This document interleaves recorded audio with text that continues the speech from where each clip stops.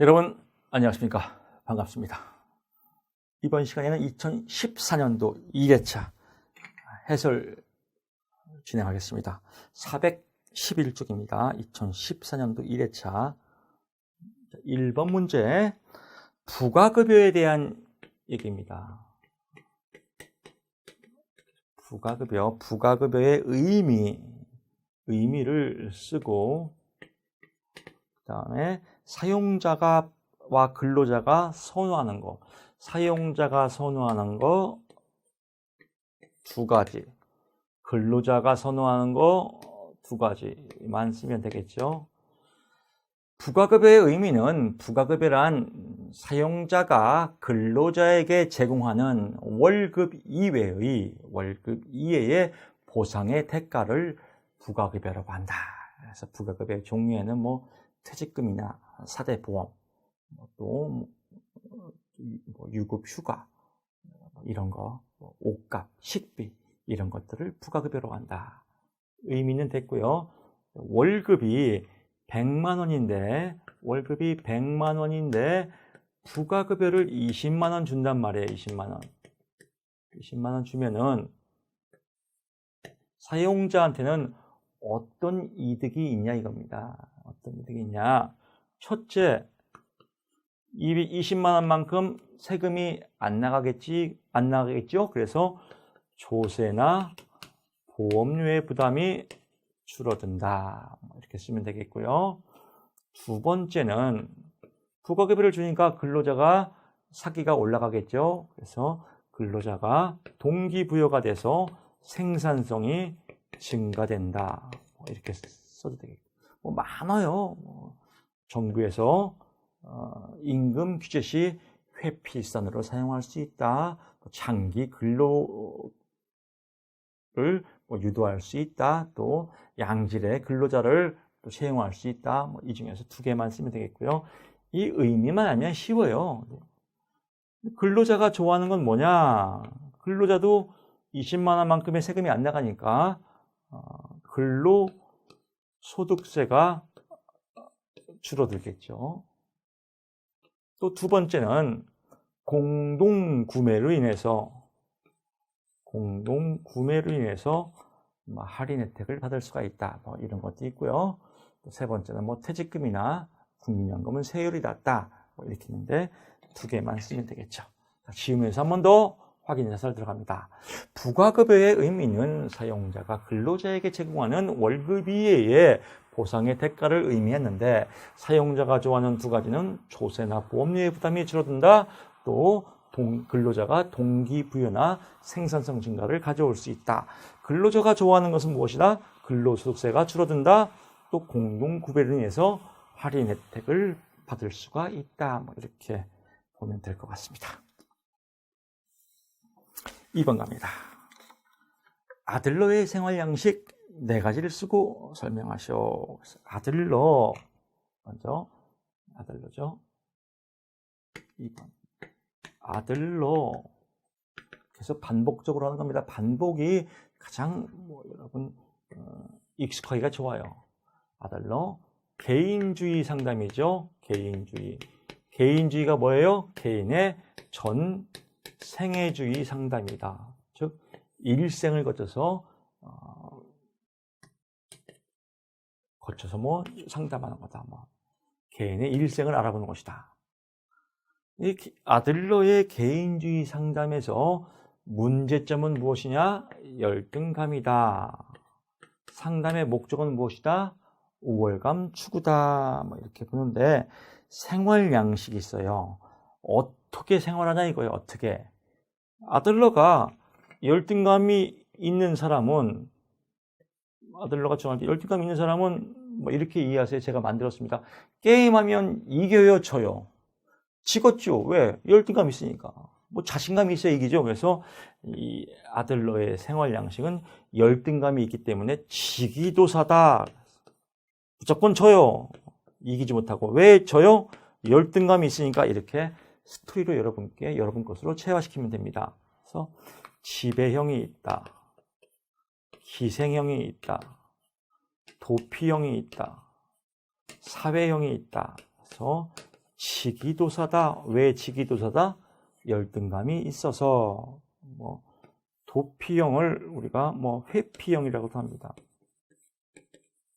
기생형을 획득형이라고도 합니다. 기생해서 획득한다. 뭐 이렇게 보면 되겠습니다. 이 아들러의 전생애주의 상담 안에 포함된 내용들이 우리가 생애주의 상담이에요. 개인의 생애주기. 또 제노그램도 직업과 궤도. 아들러의 개인주의에서 나온 이론들입니다. 제노그램 중에서도 가족 서열도에 따라서 생활 양식이 서로 변화가 있더라. 뭐 이렇게 보는 겁니다. 그래서 이 키워드가 사활 이렇게 외우세요. 키워드가 딱 나와야죠. 사활을 건다. 그래서 사는 사회적 관심, 활동 수준, 즉 생활 양식이 사회적 관심이 얼마큼 있냐 없냐, 또 활동 수준이 얼마큼 있냐 없냐를 갖고 표현하는 겁니다. 그래서 지기도사 먼저 순서가 지배형부터 갈까요? 지배형은 사회적 관심은 낮은데 활동 수준 높아요. 이렇게 보면 되고요. 기생형은 사회적 관심은 낮고 활동 수준은 중간이다. 그냥 기생형, 빌어붙어 사는 거죠. 도피형은 사회적 관심도 적고 활동 수준도 낮아요. 그냥 도피하고 회피만 하는 거예요. 아무 생각 없죠. 사회형은 사회적 관심도 높고 활동 수준도 높은 유형이다. 이런 사람이 열등감을 회복하고 우월감으로 간다. 뭐 이런 뜻입니다. 그래서 지기도사다. 지배형은 사회적 관심은 낮고 활동 수준은 높고, 또 기생형은 사회적 관심은 낮고 활동 수준은 중간이고, 도피형은 사회적 수준도 낮고 활동 수준도 낮고 사회형이 이상적인 거다. 사회적 관심도 높고 활동 수준도 높다. 뭐 이렇게 보시면 될 것 같아요. 3번 갑니다. 직업훈련, 직업능력 개발에서 직업훈련, 이건 뭐 직업정보에도 나오고 또 노동관계 법규에도 나오고 또 노동시장도 나와요. 직업훈련의 목적이에요. 시작. 직업훈련의 목적이다. 직업훈련을 왜 받냐 이거예요. 왜? 누가? 근로자가. 그래서 외울 때 양전향 이렇게 외우세요. 양이 전향했다. 양전향. 양성훈련, 뭐 전직훈련, 향상훈련. 외울 때는 그냥 양전향 외우고, 이제 쓰는 건 뭐 가장 기초가 양성훈련이니까 양성훈련. 누가? 주체가 근로자가 무엇을 하기 위해서? 직무수행을 하기 위해서. 어떤 직무수행? 기초적인 직무수행. 붙여서 근로자가 기초적인 직무수행을 하기 위해서, 또는 기초적인 직무수행을 하기 위해서 기초적인 직무수행을 습득하는 훈련이다. 또는 기초적인 직무수행을 배우는 훈련을 양성훈련이라 한다. 이렇게 구어체를 쓰는 게 더 쉽겠죠. 또 양성이 끝나면 향상훈련이겠죠. 그래서 향상훈련은 기초적인 직무수행을 끝나고 더 높은 직무수행을 배우기 위해서 훈련받는 것을 의미한다. 전직훈련은 직장을 바꾸는 거죠. 그래서 전직훈련은 종전의 직업과 유사한 직업이거나 새로운 직업을 배우는 훈련을 의미한다. 이렇게 구어체로 마무리하면 될 것 같습니다. 양, 전향 또는 순서대로 양성훈련, 향상훈련, 전직훈련 이렇게 보면 될 것 같고요. 4번 갑니다. 4번. 긴즈버그의 발달 단계, 얘는 하위 단계만 나와요. 그래서 긴즈버그의 발달 단계. 그래서 긴즈버그는 버그, 햄버거가 생각나죠? 햄버거를 어떻게 먹었다? 환장하게 처먹었다. 환잠현. 그래서 환상기, 잠정기, 현실기가 있는데 이 현실기의 세 가지가 뭐냐? 그래서 탐, 구, 특이다. 그래서 탐색 단계, 구체화 단계, 특수화 단계다. 이 특수화 단계를 다른 말로 정규화 단계라고 한다. 제가 이걸 왜 썼을까요? 이걸 답을 쓰는 사람이 있어요. 답안지에. 얘는 긴즈버그의 발달 단계예요. 발달 단계 중에서 현실기의 하위 단계를 쓰는 겁니다. 그래서 탐색기, 현실적으로 두세 가지 직업을 좁혀가는 단계이다. 구체화 단계, 두세 가지로 좁힌 직업을 몰두하는 단계이다. 특수화 단계 또는 정규화 단계, 직업 훈련을 전문적으로 배우거나 또 직업 세계에 진입하는 단계이다. 이렇게 쓰면 될 것 같습니다. 5번 갑니다. 5번은 보너스 문제입니다. 보너스 문제에도 기초가 부르면은 이러면 쓸 수가 없어요. 노동 수요 탄력성과 노동 공급 탄력성이다. 노동 수요 탄력성 공식을 쓰시오. 또 노동 공급 탄력성 공식을 쓰시오라고 했으면 여러분 수도 없이 했습니까? 이거는 노동 수요 곡선이고요. 이거는 노동 공급 곡선이에요. 노동 수요 곡선은 무엇과 무엇? 그래서 순놈이 임금이고 앞놈이 노동 수요 일자리다. 노동 공급 곡선은 순놈이 임금이고 앞놈이 노동 공급량이다. 즉 일의 양이다. 그래서 이것들의 변수를 나타내는 것이 곡선이다. 그러니까 얘와 얘와의 함수 관계예요. 짝짓기 함수 관계다. 두 짝이 나왔으니까 그대로 두 짝만 써주면 됩니다. 노동 수요 탄력성은 임금의 변화율 분의, 임금이니까 임금의 변화율 분의 짝이 바라겠죠? 노동 수요량의 변화율이다. 노동 수요량의 변화율이다. 이렇게 보고요. 노동 공급의 탄력성은 그대로 똑같아요. 임금의 변화율 분의 짝이 뭐예요? 노동 공급량이니까 노동 공급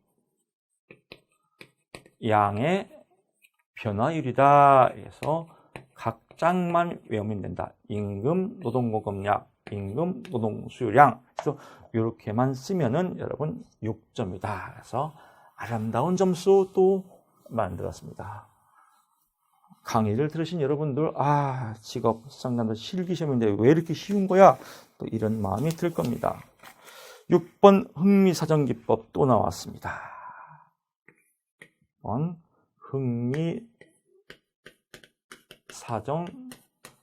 흥미사정기법이다. 흥미를 조사하는 거예요. 조사. 어떻게 흥미를 조사하냐? 누구를? 내담자를. 그래서 내담자의 작업 경험을 통해서 흥미를 알아보는 방법. 또 직업 카드를 통해서 흥미를 알아보는 직업 카드 분류법. 또 내담자의 직업 흥미 검사를 통해서 흥미를 알아보는 직업 흥미 검사 실시.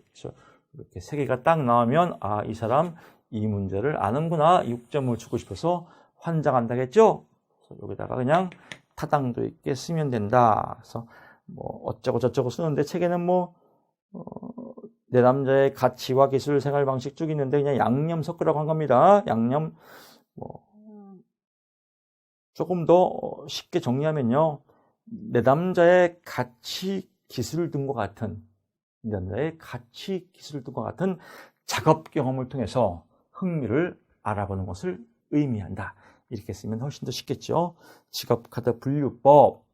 직업이 있는 직업 카드를 통해서 선호군과 비선호군과 미결정군으로 알아본 다음에 내담자의 흥미를 알아보는 것을 의미한다. 이렇게 쓰는 게 더 쉽겠고, 직업 흥미검사, 홀랜드의 흥미검사나 또는 스트롱 직업 흥미를 통해서 내담자의 직업을 흥미를 알아보는 것을 의미한다. 이렇게 쓰면 더 쉬울 것 같습니다.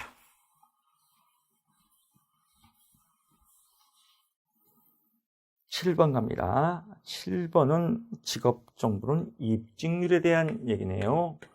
입직률. 회사에 들어가는 걸 입직률이라고 그래, 입직률. 근데 직업 정보는 보통 그 데이터를 조사할 때 워크넷상이에요, 워크넷상. 워크넷상에서 있는 데이터만 조사하는 겁니다. 그래서 전체 통계하고는 잘 안 맞죠.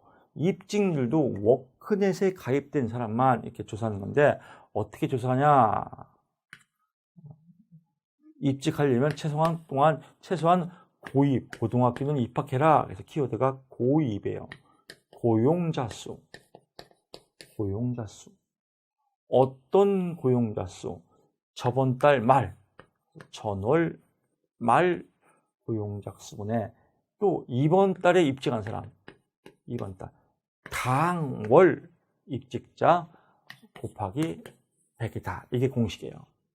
키워드가 고입이다. 근데 입직자는 어떻게 정한다? 신입사원과 경력사원을 더한 것을 입직자라고 한다. 그래서 신입사원과 전입사원, 이렇게 신입과 전입을 더한 것을 입직자라고 한다.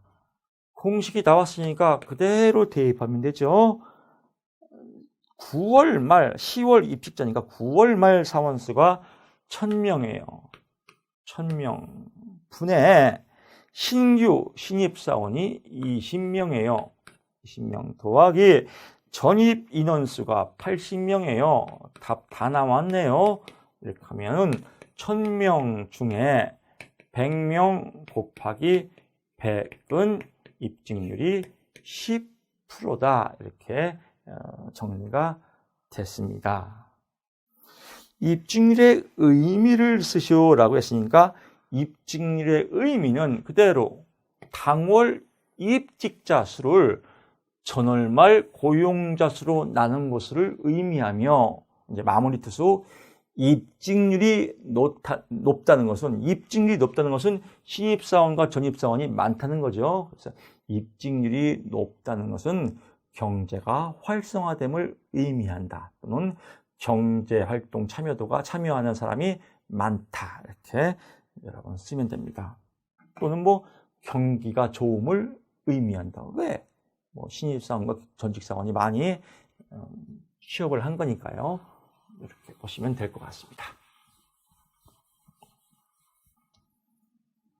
8번 갑니다. 지필검사 또는 평정검사 시 필요한 면접 또는 관찰 과정에서 검사자나 평정자로 인해 발생할 수 있는 오차범위, 검사자나 평정자예요.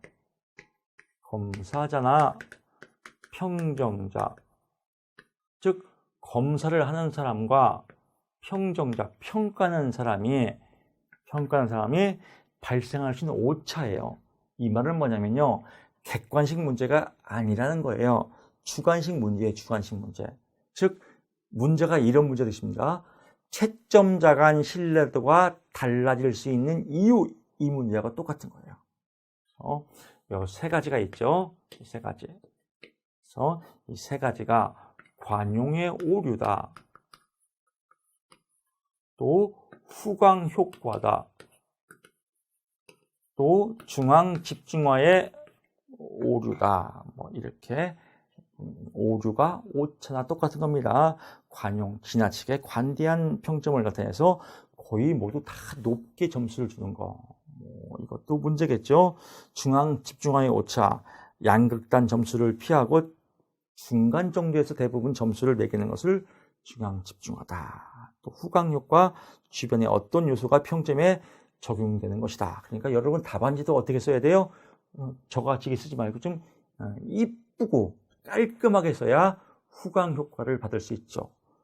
또 관용의 오류, 답이 애매하더라도 보통 8절지가 4장 나오거든요. 앞뒤 8면이에요. 8면을 대부분 이렇게 다 채우면 훨씬 더 관용의 오류를 받을 수 있죠.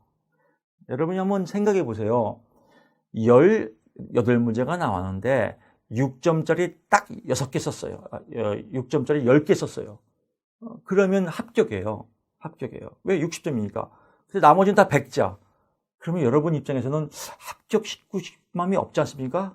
채점자 마음도 똑같아요. 그래서 일단 알든 모르든 칸은 다 메꿔라. 그래야 관용의 오류를 받을 수 있다. 후강 효과, 글씨는 깔끔하니 여러분 보기 편하게 써라. 글씨는 근데 너무 많이 신경 쓸 거 없어요. 저같이 글씨가 개판인 사람도 합격해서 지금 강의하고 있습니다. 글씨는 알아보게만 쓰면 된다. 9번 갑니다. 그래서 한국 표준 직업 분류에서 직능 수준을 보는 겁니다. 그래서 직능 수준에 보게 되면 관전사서 관리자가 있고요. 전문가 및 관련 종사자가 있고 사무 종사자가 있고 서비스 종사자가 있지 않습니까? 그래서 관전사서 판농이가 기장을 했는데 쭉 나오는데 여기서 관리자하고 전문가는 직능 수준을 묶었어요. 그래서 제4직능 수준 또는 제3직능 수준 이렇게 쓰면은 몇 점짜리죠? 6점짜리니까 이렇게 쓰면 2점 맞았고요. 두 번째 전문가 및 관련 종사자 이것도 제4직능 수준 또는 제3직능 수준 하면 또 2점 똑같이 답이 똑같습니다. 쓰고 그 다음에 서비스직과 기술직 서비스직 기술직은 제2직능에 포함돼요. 제2직능 수준이다 이렇게 보고요. 이제 특이한 건 단기장 단군에서 단순 노무 종사자는 제1직능 수준이다. 군인은 지금 시험과는 관계없지만 군인은 얘네는 직능 수준이 없었어요. 왜? 직업으로 보지 않기 때문에. 근데 2018년도부터 제2직능 수준 이상으로 변경됐어요. 그래서 참고사항 해보십시오.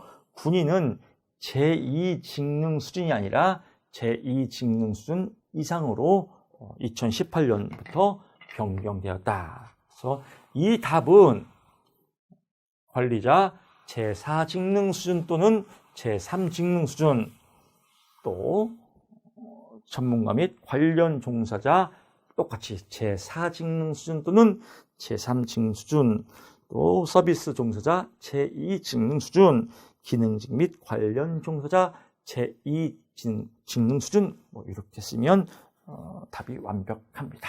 자, 이렇게 해서 2014년 1회차 1강을 모두 마치겠습니다. 여러분 수고 많았습니다.